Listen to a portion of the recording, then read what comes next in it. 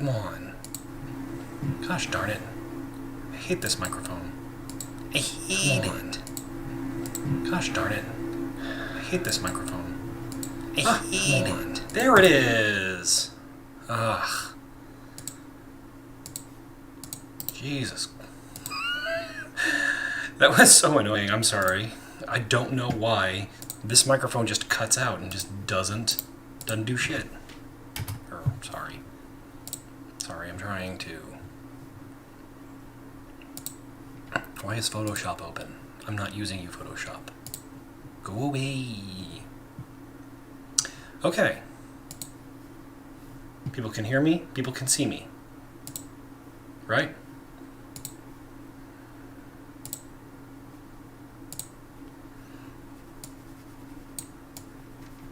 Yay. How is my sound? It looks like the microphone is working now. Is the video back in sync? There it is.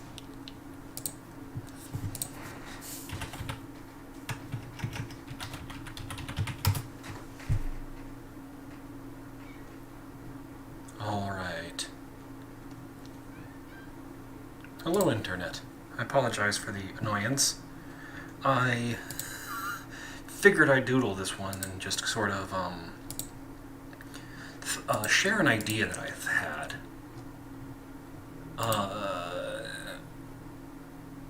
One of the ideas that I had in relation to the game project is that I would try to...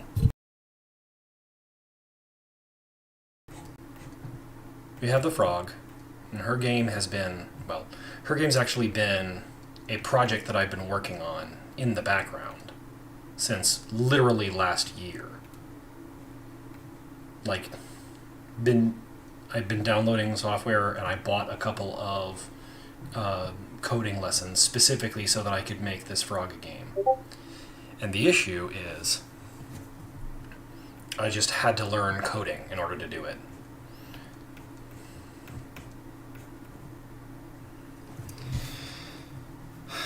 So I have to do that. I also have to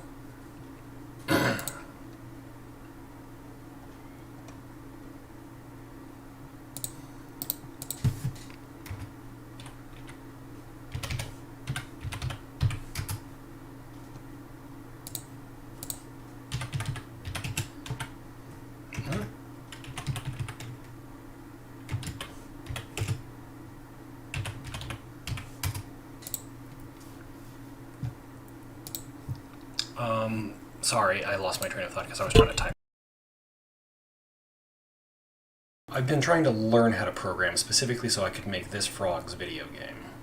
And today, because I had a bunch of time, like I've taken the rest of this week off because for me it's a long weekend.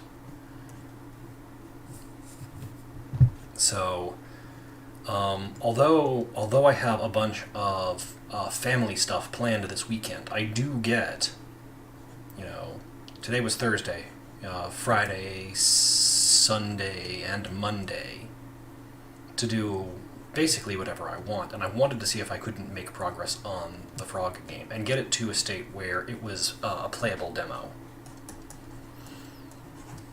The sooner I can get the frog's game, her name's Isolde, the sooner I can get Isolde's game into a playable state, the sooner I can start taking feedback from you guys about what I should change about it. So here's my thinking. Because I was doing a whole bunch of the, I've been doing daily doodles every day as part of the process that I've been trying to learn Clip Studio Paint. Because that's the primary tool I use for making my comic projects. It's also a perfectly useful tool for making 3D textures. I've actually, for some of my other micro game projects, I have used it to make textures. I think I've actually my very first project, the vampire one. The vampire texture was actually made in CSP, and that was like the second time in my life I ever opened up CSP.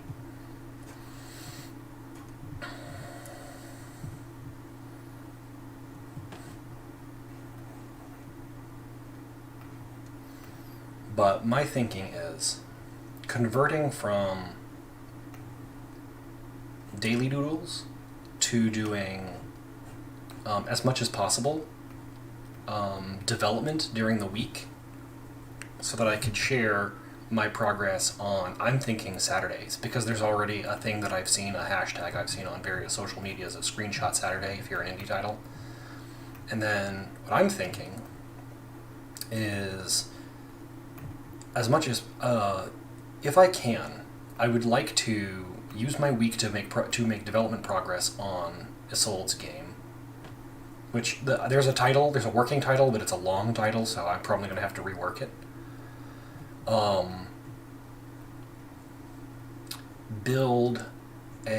Once I have a demo, and once I'm starting to put out prototypes and pre-alphas that are public, so that the general public can play them and give their feedback. Once that's the case, I'm thinking, so those would be my work over the course of the week would be published by Saturday as part of like the whole Screenshot Saturday thing. And then on Sundays, I would try as much as I can to stream and take feedback on the project so far. That's sort of my thought process. It's abundantly clear that I can't think and talk at the same time. I can't draw and think at the same time. And this is just one of those things. Like if you've ever done art, just one of the things that's good for feeling stuff out is to just sort of grab your tools and just sort of play with them. Get the feel for them. This one has...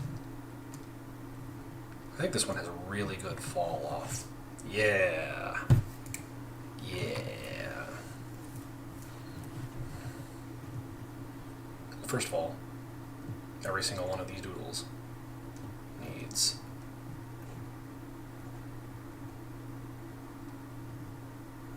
a cat.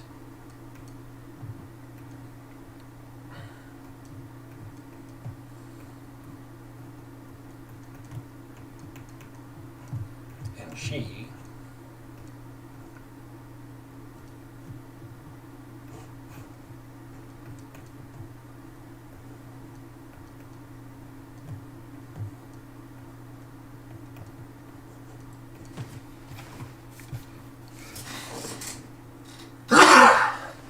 Sorry, I tried to turn away, but I couldn't find my mute button fast enough. She's going to be friends with Frog.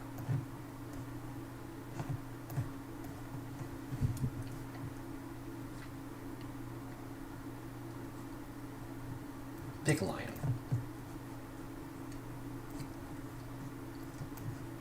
So, I guess I could give an update on the game as it is now. Oh, I closed it, unfortunately. But basically, everything is still a gray cube, but now it's a gray cube that has some like partially developed movement physics. One of the things I want to refine is your character doesn't have much in the way of momentum.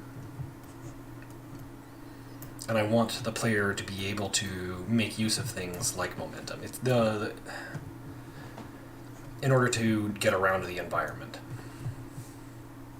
But you can jump, you can crawl. The crawl will actually lower your hitbox. You can get underneath things. Actually, I need to add that to my notes. There's something I need to add is sort of a crush check. I guess you could say that. I think the crush check, my terminology for the crush check comes from that one video about Super Mario's invisible walls.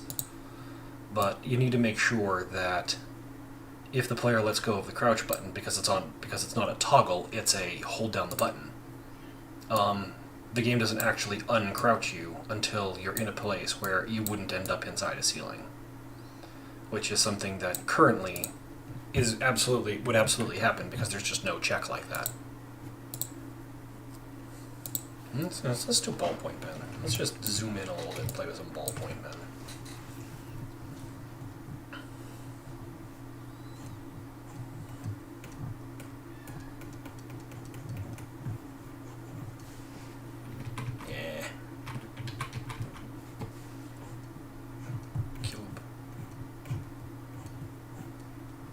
am I feeling on this perspective? How am I feeling after inhaling all that smoke? I had a whole bunch of leaves and brush that I cleaned up, and there's still a whole lot more to do, but I burned a bunch of it this afternoon. It was damp, unfortunately, because we had rain the other day. So it didn't all burn, and eventually I was forced to just like, it's getting dark, I have to go inside or I'm going to get swallowed alive by all these mosquitoes, so I had to hose it down, and now there's a whole bunch of, not all the way burned leaves in my fire pit, which is annoying, but, it'll dry out over the next couple of days, and I'll stack some paper on top of it and burn that. It ain't the end of the world, it's just leaves. The ashes are going into my composter anyway, so they're going to end up as compost. The leaves are either going to be burned and that ash becomes compost, or the leaves are going to go into the composter themselves. It's one or the other.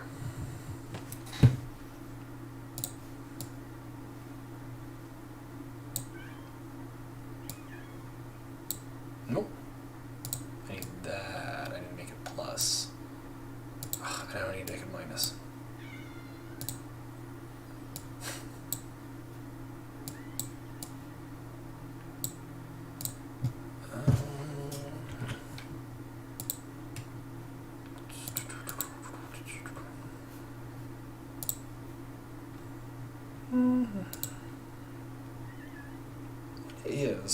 What is a good doodle idea?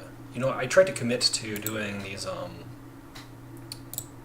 these daily doodles, but oftentimes I find myself, it's like, oh, it's getting close to 9 p.m. I haven't drawn anything at all today.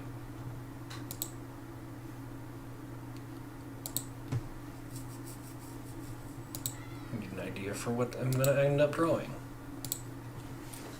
Let's do some more refining on level 1. So, there's actually only one level that's concepted for the frog game, unfortunately. I have ideas for the other levels, but the only one where the concept is really well defined is this first area, which I'm going to be treating as sort of a tutorial area. So, within the game, because it is focused on not just 3D platforming, but a little bit of stealth, what I thought would be a good introductory area is for a stealth game, you want to have that level 1 be the area where there are enemies who can break your stealth and they don't just outright kill you. You have the opportunity to recover.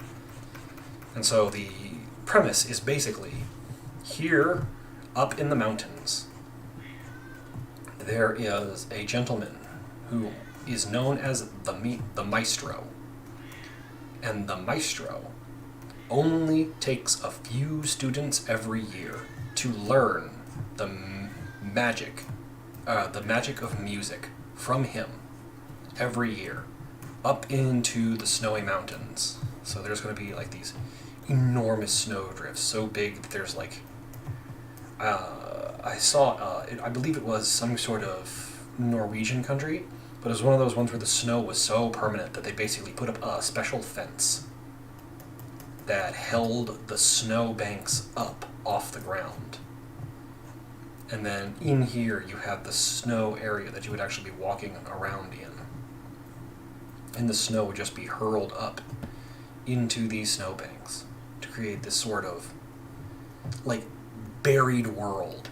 The whole world is that incredible sensation of right after a snowstorm. And people are just beginning to dig out and resume normal life. Up in the mountains, surrounded on all sides by gorgeous pine trees.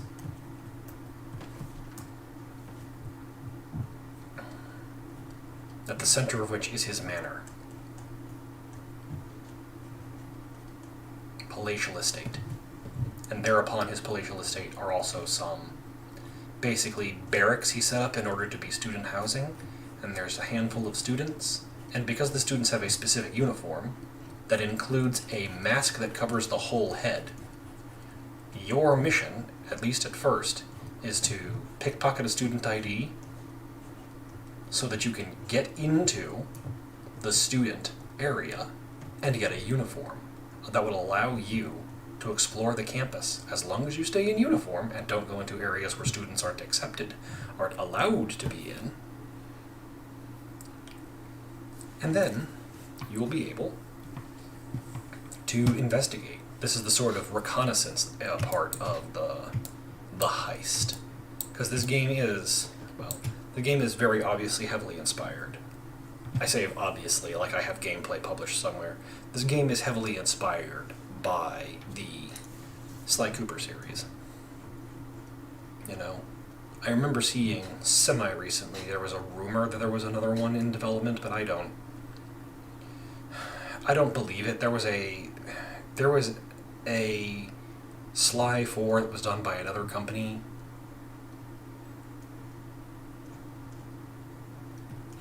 And what was that, Sanzaru? Was that Sanzaru Games? The same people who did the, it's not the people who did the... They did do the PS3 or PS4, was it? Transfer of the first 3 Sly games. But I thought they had some involvement as well in, wasn't there it was either the Spyro remaster, the Reignited trilogy, or it was the equivalent for Crash Bandicoot. Or maybe they were involved in Crash 4. I don't remember. I don't know why I know Sanzaru other than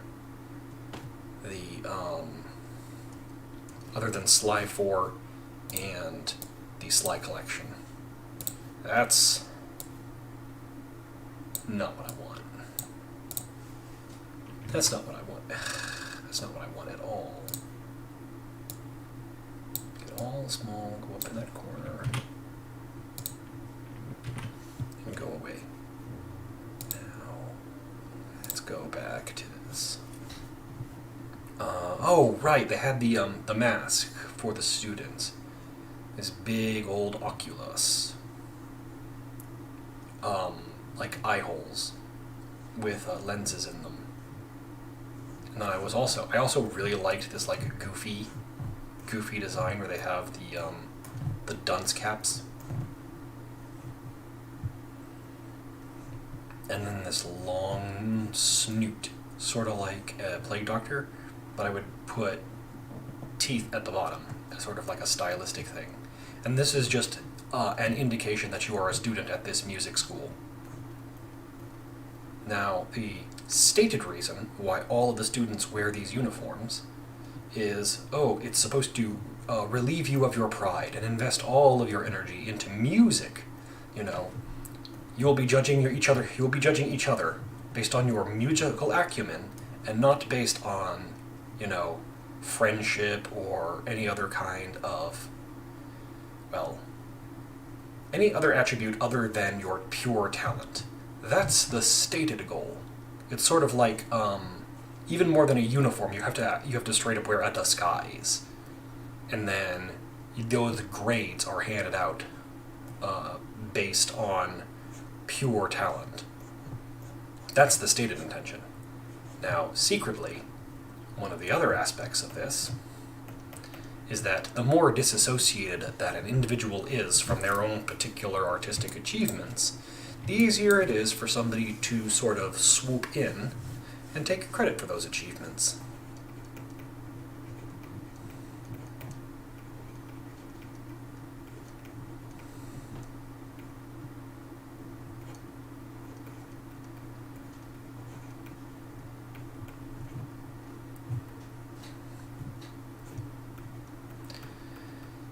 Oh man, after raking leaves for so many hours, my hands are shaking. I can tell I'm not going to be able to get any good drawings out of my arm tonight. Sorry, everybody. But that's what late spring is like in my area. You know, it's a whole lot of yard work. So if we sort of plot this out, there's no reason why I can't just think about this here right now and then I think I'm probably going to have to refine this a little bit, but it's going to be something like this. So here you have the main entrance, right? This dude has an absolutely gigantic mansion. So down here, you're going to have the sort of open hall that you'll sometimes see in those old buildings. And then a big staircase up to a landing with a staircase coming up from each side of the central staircase, here and here. And this area, this big hall, basically divides the building into quarters. Because back here, you have the banister, and then this back hall, which is going to have basically 3 entrances that I'm thinking will open into, say, Lecture Hall 1, Lecture Hall 2, Lecture Hall 3, maybe. And then these will, of course, wrap around over here. You've got great big pillars supporting them from the ceiling, right here. More banister right here. Entrance here, and there would be additional things out going that direction and this direction. Here's the key, right? The almost literal key. One of these doors down here opens into a sort of eatery area, maybe. Maybe an eatery, maybe some kind of public common room. I mean, this is basically a great big ballroom, right? But one of these doors is always locked. And it's always locked because it contains the personal study of the person who owns the overall estate. And somewhere in here, there is the key that you're going to need to get hold of, get on out of here, in order to get access the actual personal home of the owner of the overall manor.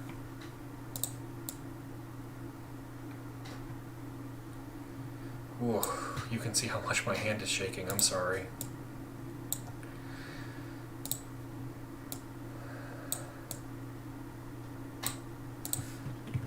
I'm really sorry. This is only the second time I've ever really streamed, so apologies. I'm still learning the ropes of this. Like,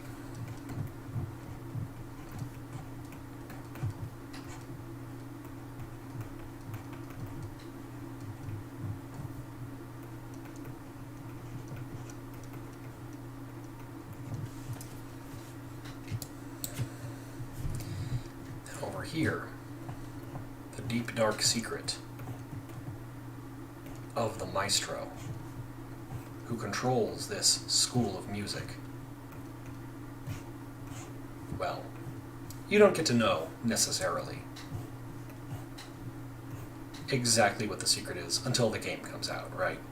But suffice it to say, the maestro is one of several individuals whom, well, your character is a thief. Isolde is a thief. But she's on a mission here. And she's only actually interested in stealing one thing. You see, the maestro's former employer is an evil witch. An evil witch who has since passed away.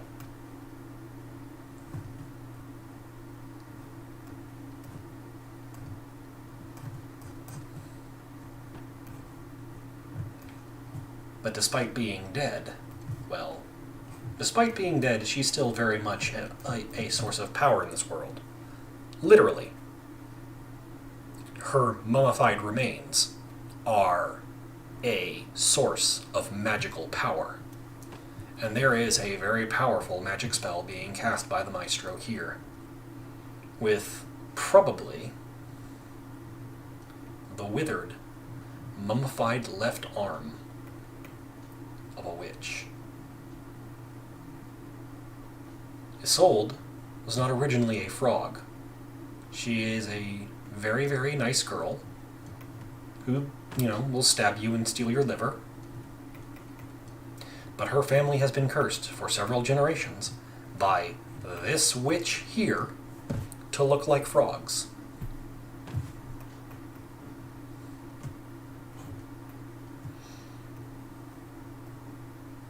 So,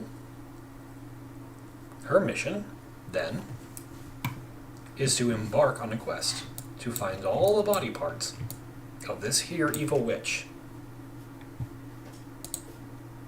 So that she can destroy them. Because once all of the body parts of the witch are destroyed, once they're all properly burned away, all of the curses cast by that witch will no longer be in effect. And Isolde, as well as everybody else who's ever been cursed by the witch, will go back to being a normal person. I have had a friend tell me, no, don't actually show Isolde transforming back into a person. Because you sort of built your whole brand around it being frog game, right? It's like, I guess.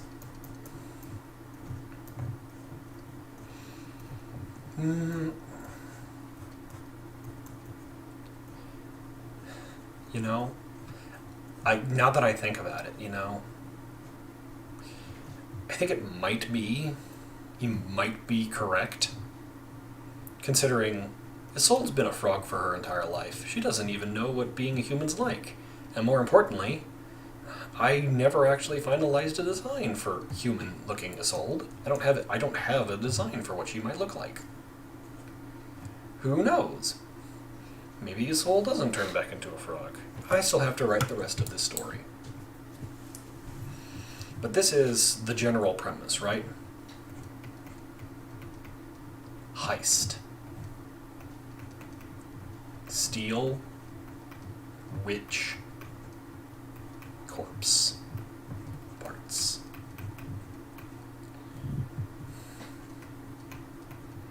Burn them. And break a curse. Oh my gosh. I do not have handwriting right now. Goodness gracious. I'm so sorry that my handwriting is so terrible. Because, normally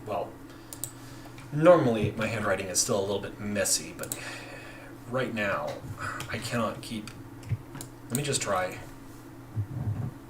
Yeah. Straight line, please. Straight line. Straight line. Straight line. Dang it.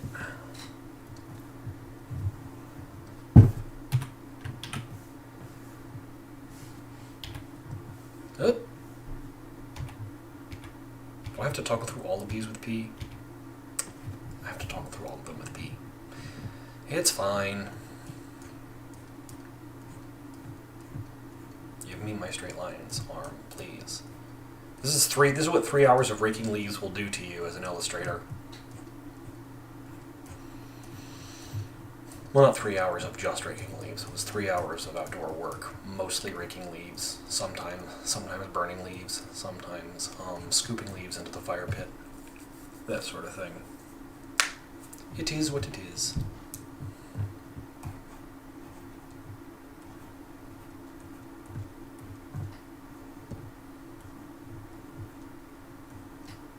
Sorry, guys.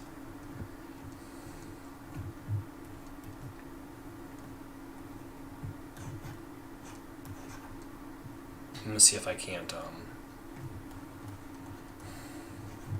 get myself back up and running again. Some other means. Thank you for enduring this awkward little test stream. Absolutely let me know everything I did wrong and what you think of